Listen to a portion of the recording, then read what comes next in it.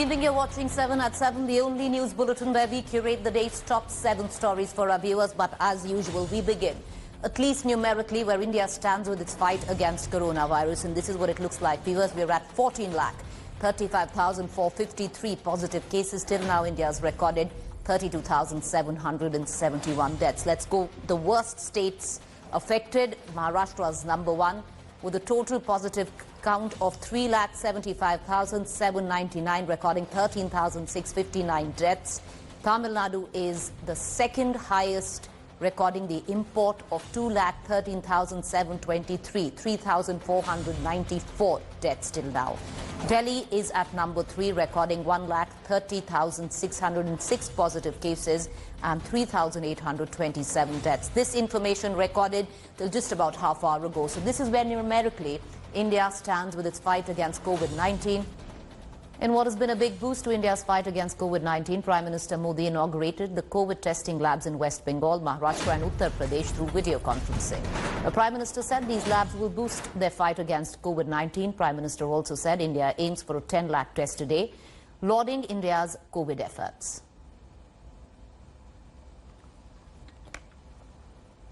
Delhi NCR, Mumbai और कोलकाता आर्थिक गतिविधियों के भी बड़े सेंटर हैं। यहां देश के लाखों युवा अपने कैरियर को, अपने सपनों को पूरा करने आते हैं। अब तीनों जगह टेस्ट की जो उपलब्ध कैपेसिटी है उसमें 10,000 टेस्ट की कैपेसिटी और जुड़ने जा रही है।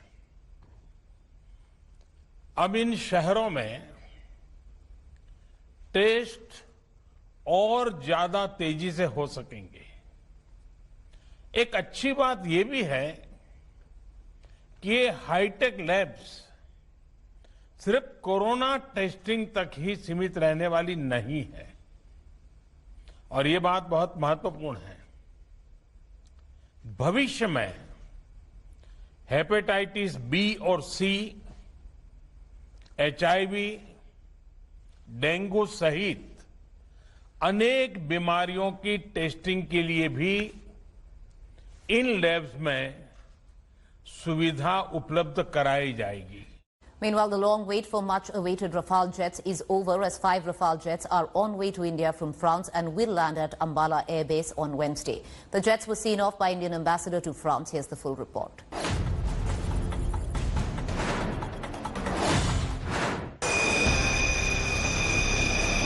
The sweet growl of jet engines. The roar ripping up the crisp morning air as 5 new Rafale jets blast off from the Mérignac airfield in southern France. The jets are finally homeward bound. The combat fighters are being flown home to India by the country's first Rafale pilots. They spent their morning prepping for the ferry flight, and then they were given a send-off by India's ambassador to Paris. They are superb flying machines being flown by the best pilots in the world. We'd like to thank Dassault for delivering the aircraft on time, the French Air Force and the French government for all the support they've provided.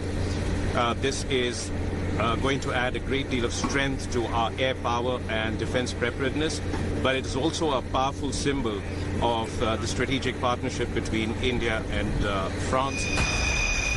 The 5 Rafales won't be alone in the air.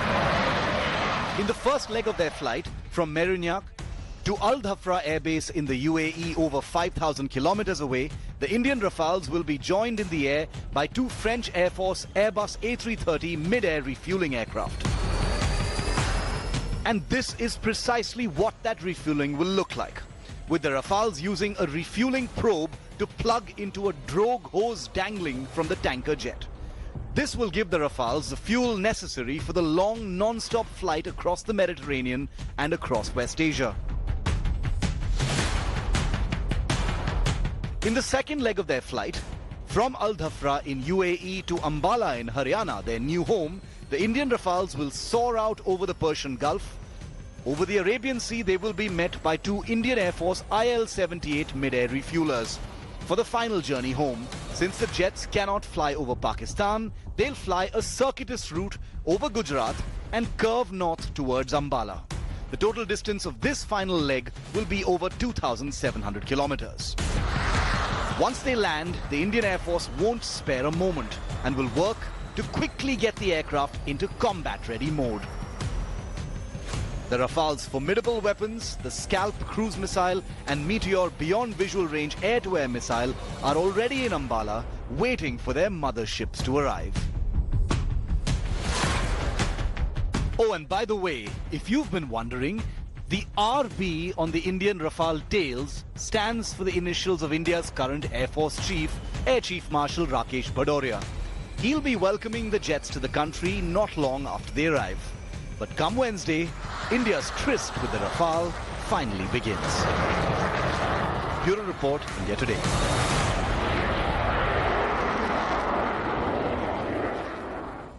All right, let's get you the latest on the surgical strike where digitally is concerned between India and China. Last month, the government banned 59 Chinese apps in retaliation to the Chinese treachery at Ladakh. Now the government has banned another 47. That is not all. The very famous PUBG is also under the lens.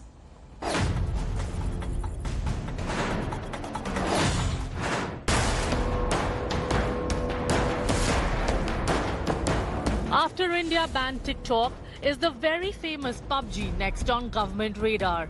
Nearly a month after India's digital strike on Chinese applications to punish the dragon for the Galwan bloodshed, the crackdown is far from over. The Narendra Modi government is in no mood to relent. After banning 59 Chinese apps last month, the centre has banned another 47 Chinese applications. Sources in the Modi government said that the banned apps were operating as clones of earlier banned applications, compromising data and security. That is not all. Sources said that the government is scanning 250 more applications for potential user privacy violations and national security threats. The very famous PUBG is also on the list. Although the PUBG video game has been developed by a subsidiary of South Korean video game company Bluehole, it is also backed by China's most valuable internet major, Tencent. India is the largest market for PUBG. According to estimates from app intelligence firm Sensor Tower, PUBG has generated about 17.5 crore installations to date. It is believed that the latest list of apps under the scanner also include the e-commerce platform Alibaba, Tencent, Xiaomi and ByteDance. These apps are alleged to be sharing data with Chinese agencies.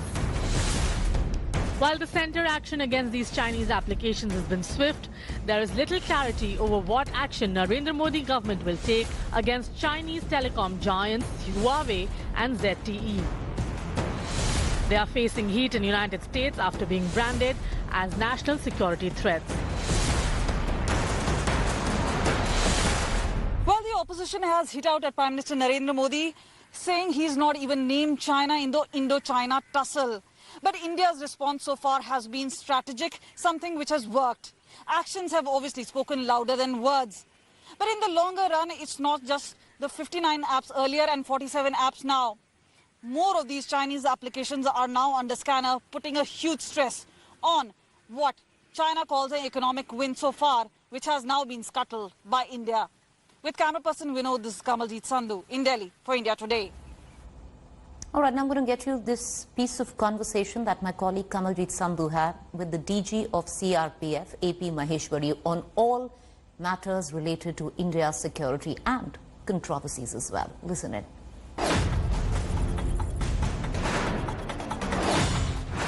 अगर आप terror graph की बात करें तो terror graph नीचे गया है, लेकिन हमारे एडवर्सरी ने अपनी पद्धतियां समय समय पर बदली हैं। ये बहुत ही डायनामिक सिचुएशन है और उसको हम प्रोएक्टिवली गेज करते रहते हैं और उसको निष्क्रिय करते रहते हैं। तो ये भी देखना पड़ता है कि वो क्या विधा अपनाता है और स्थानीय नवयुवकों को भ्रमित करके उनको टेरर नेटवर्क पे लाने की जो प्रयास हो रहे हैं उसको भी हम निष्क्रिय करने की कोशिश कर रहे हैं और किसी भी तरह का वो सुरक्षा ग्रिड में अतिक्रमण ना हो, किसी तरह से भी शांति भंग ना हो, सुरक्षा भंग ना हो, ये पूरे प्रयास हम कर रहे हैं। माननीय उच्चतम न्यायालय में पूर्व में निर्णय दिया था, उसके हिसाब से जो सिक्योरिटी ग्रिड बनी है उसमें हम राज्य सरकार और अन्य एजेंसीज के साथ उस सुरक्षा ग्रिड में अच्छी तरह से मर्ज होकर के हम अपना काम काफी सफलता से कर रहे हैं। जहां तक अभी का प्रश्न है, अभी कोई नया मैंडेट हमको नहीं दिया गया, जैसे ही नया मैंडेट मिलेगा तो हम उसके हिसाब से अपना संपूर्ण योगदान देंगे। 5 तारीख को जो प्रधानमंत्री जी की विजिट है उसमें मूल दायित्व राज्य सरकार का है और उसकी सुरक्षा के लिए विभिन्न एजेंसियां राज्य सरकार की मदद करती हैं। उसमें जहां जहां सीआरपीएफ की मदद ली जाएगी, सीआरपीएफ उसमें सहयोग करेगी। नहीं, सिक्योरिटी के अपने सिद्धांत हैं, उन सिद्धांत के हिसाब से हम प्रोटेक्टिव को सिक्योरिटी देते हैं और यदि कोई प्रोटेक्टिव उन सिक्योरिटी रूल्स में कोई तब्दील करता है या उसकी अवहेलना करता है तो हम उसको परामर्श भी देते हैं इस बारे में, और इस बारे में हम सक्षम स्तर पर। तो कोई एडवाइस प्रियंका गांधी को दिया गया है? पूर्व में जब ऐसा हुआ दिया गया है। देखिए, ये स्पष्ट है कि कोई भी ऐसा कार्य जिससे कि राष्ट्रीय सुरक्षा पे आंच आए उसको नियंत्रित किया जाना चाहिए, इसमें कोई दो राय नहीं है। जहां तक सोशल मीडिया पॉलिसी की बात है और इसमें रेगुलेशन की बात है, ऑलरेडी हमारे पास एमएचए ने एक सोशल मीडिया पॉलिसी दी है जो कि हमने इम्प्लीमेंट किया हुआ है। चाइनीज एप्लीकेशन, क्योंकि अलीबाबा से लेके हम बात कर रहे हैं, ज़ियोमी है या फिर पबजी है, इस बारे में जो निर्देश हमें एमएचए से प्राप्त हुए उसका अनुपालन किया जाए। All right, so he also said that the CRPF would be providing security, understandably, for the visit of the Prime Minister for the Bhumi Pujan. They have just 9 days to go. Of the Bhumi Pujan on the Ram Mandir in Ayodhya, the politics is already peaking. Leaders of Congress in the Lok Sabha, Ranjan Chaudhary, has now said former Chief Justice of India, Ranjan Gogoi, should also be invited for the Bhumi Pujan. In a tweet, Ranjan Chaudhary said that the ex-CGI was instrumental in delivering a grand verdict on Ram Temple, and it will be great injustice if he's not invited. Remember, Prime Minister Modi will be present in Ayodhya alongside Home Minister Amit Shah. As per sources, L.K. Advani, Murli Manohar Joshi will also be present for the ceremony. I want to connect right now to my colleague Anand Patel, who is joining us for more updates. You know, Anand Patel, what's interesting is, Anand, that you've had Ranjan Chaudhary say what he has, because till now, ever since the verdict to now, the Congress has kept very, very quiet on the Mandir verdict or anything related to the Mandir. They've refused to say anything. They say they abide by the verdict and it's great with what's happened. But what this change of heart by Ranjan Chaudhary to possibly hint at, the former Chief Justice of India, giving a grand verdict, because that was never questioned earlier.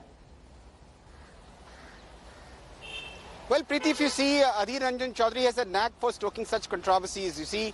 But nevertheless, this position, what he's taken, if you take the clock back to the recently concluded Parliament session, when Ranjan Gogoi turned up at the Parliament to take oath in Rajya Sabha, look at the kind of welcome he got. The entire opposition walked out on him, shouting slogans of shame, shame, and deal, deal. So this was the kind of reception he got.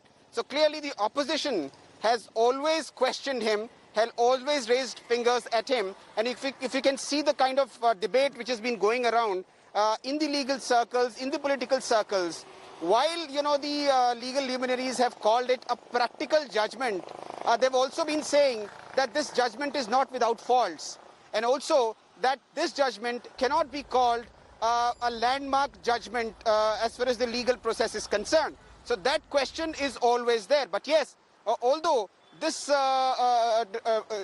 title issue of Ram Temple has been legally settled once and for all, the political controversy will continue to be, and also such politicians like Ranjan Chaudhary will continue to raise figure at, Chief Justice Ranjan Gogoi. And remember the kind of words which he has used. He has used Ranjan Gogoi has been instrumental in the Ram Temple verdict. So that's clearly, right. You can call it a jibe at CGI Ranjan Gogoi at a time when the Prime Minister and his entire it's interesting, Anand, because it seems Adhir Ranjan Chaudhary usually has spoken a little away from what has been the Congress party line, despite of him being, the leader of opposition in Lok Sabha. Stoking another controversy, I don't know which side does the Congress stand on it, but, well, he's questioned Mr. Gogoi's contribution to the Ram Mandir by what he said, giving a grand verdict on it. With that, I want to shift focus on what's happening right now in Mumbai, and pretty much has got the fancy of the country on the debate about outsiders and insiders where Bollywood is concerned, and all sparked by the death of Sushant Singh. Well, the probe into Sushant Singh's death has intensified. The Mumbai police today questioned Mahesh Bhatt at Santa Cruz police station. His statement was recorded for about 2 hours. The question is whether Karan Johar will be in line next for questioning.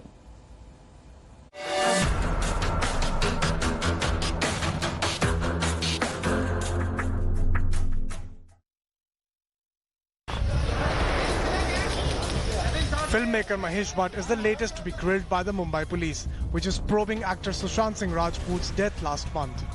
Bhatt was questioned for around 2 hours at the Santa Cruz police station. The police have also summoned Apoorv Mehta, the CEO of Dharma Productions, owned by filmmaker Karan Johar. The Maharashtra government has said that if the need arises, Johar also will be summoned. ऐसे करण जौहर के manager को बुलाया है और उनको investigate करने के बाद में ऐसी जरूरत लगी कि करण जौहर को भी बुलाना पड़ता है तो उनको भी बुलाएंगे. Over 30 Bollywood personalities, including filmmakers Sanjay Leela Bhansali and Aditya Chopra, have also been questioned. The police are probing if some Bollywood personalities actually abetted Sushant Singh Rajput's alleged suicide. Ever since Sushant Singh Rajput was found dead at his home on June 14th, Bollywood has been sieged by a deluge of allegations of nepotism and professional rivalry. Kangana Ranaut has been at the forefront of the movement. Movie mafia ने ना कि सिर्फ उनको ban किया था, systematic dismantling, कैसे कतरा कतरा करके उनका दिमाग तोड़ा गया है, उनको मारा गया है. Oscar winner A.R. Rahman joined in last week, saying he was denied chances in Bollywood based on rumors. Shekhar Kapoor chipped in, saying an Oscar award kills opportunities in Bollywood. Now sound designer Rasul Pukutti has also claimed he suffered a near breakdown because he received little or no work in the Hindi film industry after winning an Oscar for Slumdog Millionaire. The Bandra police investigating the death of actor Sushant Singh Rajput have received the viscera report from Forensic Science Laboratory. The report states that there were no traces of poison or any effluents in the viscera. With Divyesh Singh, Bureau Report, India Today. All right, with that, it's going to be a wrap at 7 at 7, but not before we bust certain claims. Claims that have been masquerading to be facts, especially on social media and other social media platforms, WhatsApp groups. One of the claims floating about is that a claim which seems to suggest that the late former Prime Minister Rajiv Gandhi attended the Bhumi Pujan of the Ram Temple. The fact check on that, the viral image is of Rajiv Gandhi at the ISKCON temple in New Delhi in 1989. So, false. So this picture, if you've seen, is false. Let's get you the second big fact check. 2 Indian Air Force pilots killed after Indian fighter jet is shot down by Nepal. That's a claim. The fact check on that, completely unrelated images brought together to create a fake post. Malice behind it, clearly false again. With these two fact checks, it's a wrap on 7 at 7. We, of course, will see you tomorrow. You have a fabulous evening, but do stay tuned. It's To The Point next.